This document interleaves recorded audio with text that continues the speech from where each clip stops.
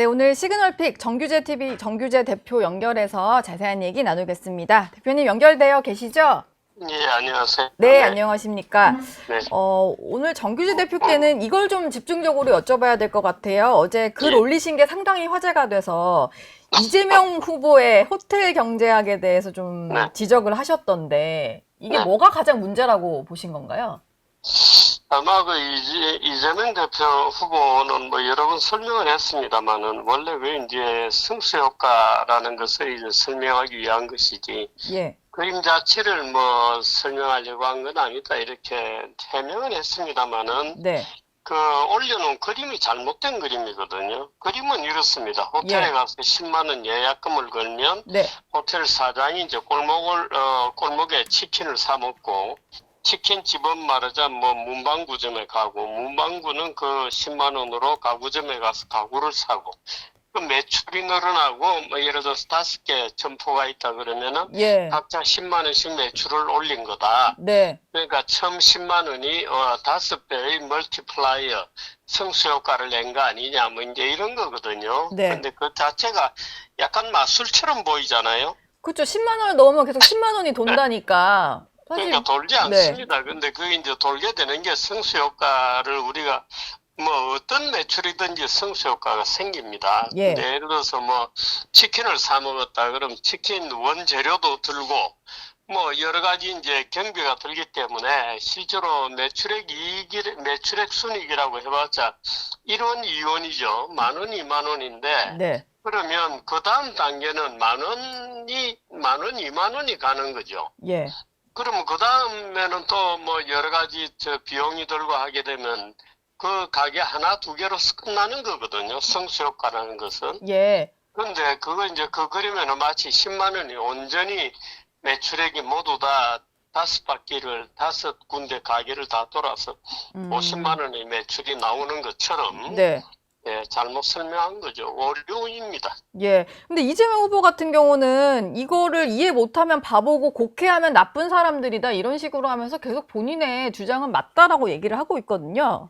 그거는 이렇습니다. 그 그림이 옳다 이런 얘기가 아니고 승수 효과가 나는 것을 뭐 그건 당연한 거 아니냐 뭐 이제 이런 얘기를 한 거죠. 승수 효과가 나는데 승수 효과가 어느 정도 나느냐 하는 것은 굉장히 복잡한 문제입니다. 그래서 예를 들어서 뭐 뉴딜 정책 우리나라 루즈벨트 시절에 대공황을 극복하기 위해서 뉴딜 정책으로 정부가 돈을 엄청나게 풀어서 불황을 극복한 것처럼 우리 교과서들을 아직도 쓰고 있습니다만은 예를 들어서 그런 경우만 하더라도 미국의 주류 경제학자들은 대부분 루즈벨트 시절에 불황을 극복했다는 정부 지출은 허구다. 이런 주장들을 많이 하죠.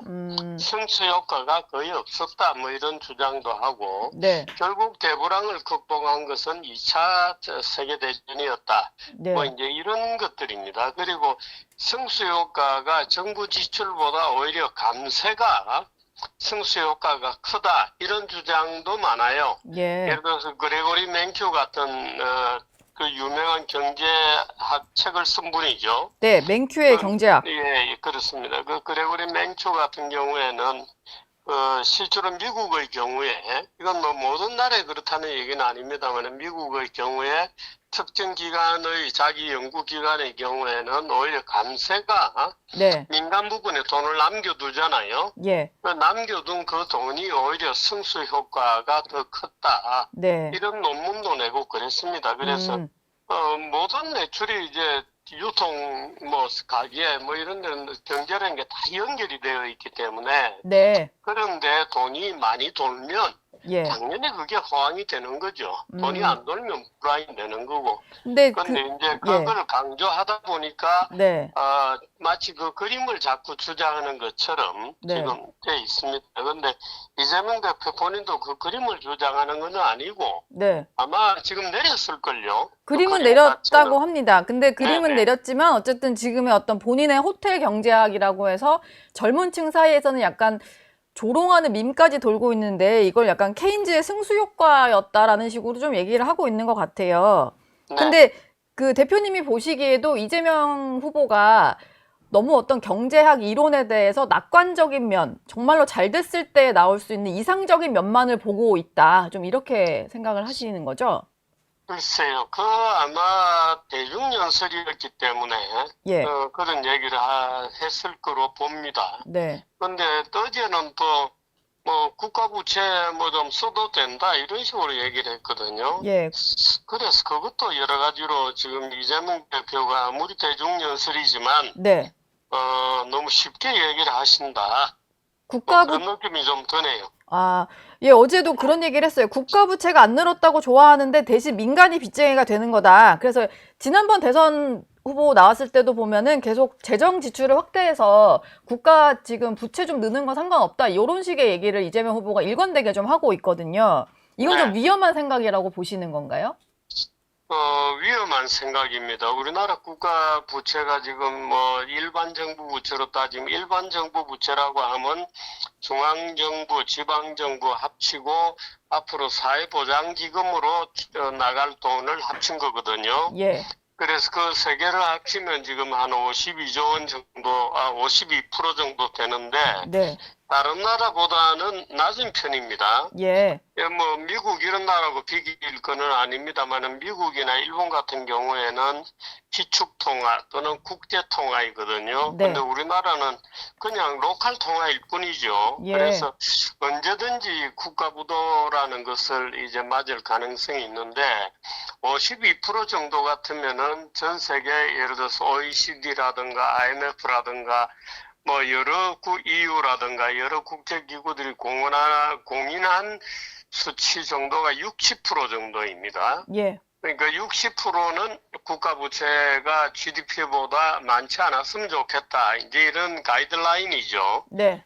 근데 우리나라 지금 52% 정도 있는데 자칫 잘못하면 언제든지 위로 치솟을 가능성이 있는 구조고 또 우리 지금 복지가 폭발적으로 늘게 돼 있거든요. 네. 국민연금도 제대로 계획이 안 되고 그래서 나중에 국민연금이 본격적으로 지불되기 시작하면 국가부채가 상당히 늘어나게 될 겁니다. 예. 그래서 이제 그런 것들은 그것도 그렇게 안심하지 못한다 이렇게 볼 수 있죠. 그리고 이 골목 상권 살리는 얘기를 지금 이제 이재명 후보는 계속 얘기를 하는데 네. 이 정치인이 골목 상권을 살리는데 관심을 쓰는 것은 나무랄 일은 전혀 아닙니다만은 네.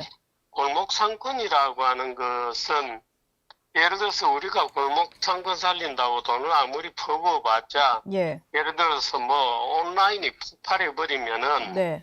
공중에서 폭탄을 투하하는 것처럼 불경기를 맞게 되죠. 예. 그래서 시장의 변화라는 것도 있고 네. 또 이 경기를 살리는 것은 정부의 임무라기보다는 물론 미시적인 것은 정부의 임무이긴 합니다만은 그 시적으로는 한국은행 같은 데 책임이고 예. 그래서 한국은행이 이제 금리를 통해서 시중에 돈이 얼마나 풀리느냐, 골목길에 돈이 얼마나 풀릴 거냐는 것을 계산해 가면서 풀고 당기고 하는 거거든요. 예. 그래서 이 한국은행이라든지 또는 정부라든지 정부 안에도 각 정부 부처들이 있잖아요. 예. 그러니까 이런 부처들의 여러 가지 정책, 한국은행의 금리 정책, 통화 정책 이런 걸 통해서 복잡한 메커니즘으로 경제를 관리를 하는 거를 조금 이해의 폭을 좀 더 넓혀야 될 것 같습니다. 이재명 후보가 그런 이해의 폭을 좀 넓혀야 될 것 같다. 좀 시간이 많이 흘러서 마지막 질문을 하나 드릴까 하는데 정규재 대표님 같은 경우는 지난번에 저희 여기 정치 시그널 나이트에서 이재명 후보와 대담도 하셨고요. 그 이후에 보면 두 분이 따로 식사도 하시고 이재명 후보 연설을 보고 눈시울이 붉어진다라는 말씀도 하셨는데 어제 그 이재명 후보의 경제 정책 분야에 있어서는 좀 지적을 하셔가지고 마음이 바뀌신 건가? 네. 아니 지적도 하고 칭찬도 하고 늘 그런 것이죠. 지금 보시기에는 해야죠. 지금 보시기에는 경제 분야에 있어서는 이재명 후보는 좀 위험한 생각을 갖고 있다 이런 생각이신 것 같아요. 글쎄요, 그게 호텔 경제학이나 오늘 아침에 예를 들어서 어떤 신문에 이제 그 이재명 후보의 그 뭐라 그럴까요? 그 경제 참모인 이한주 교수가 나와서 이재명의 경제정책에 대해서 전반적으로 쭉 설명을 했거든요. 네. 근데 그 설명을 들어보면 제가 알고 있는 이재명 대표의 경제정책하고 일반적으로 거의 일치합니다. 예. 그러니까 오히려 지금 길에서 대중연설하는 것. 네. 길에서 웅변하고 있는, 예를 들어서 돈을 좀 더 풀자, 뭐 예. 국가부채 조금 더 되지 않느냐 하는 것은 오히려 대중연설이 갖는 약간 그 오바일 수도 있고, 네. 그게 정책의 본질은 아니라고 봐요. 그래서 제가 여러 가지로 어제도 호텔 경제가 그건 오류다 하고, 네. 뭐 비판도 하고 그랬습니다만은, 예. 뭐 그런 비판이 그렇게 무거운 것은 아니죠. 예, 그렇습니다. 늘 비판도 하고, 예. 칭찬도 하고 할 수 있는 거죠. 네, 알겠습니다. 네. 다음에 또 네, 모시겠습니다. 오늘 네, 연결 감사합니다. 네.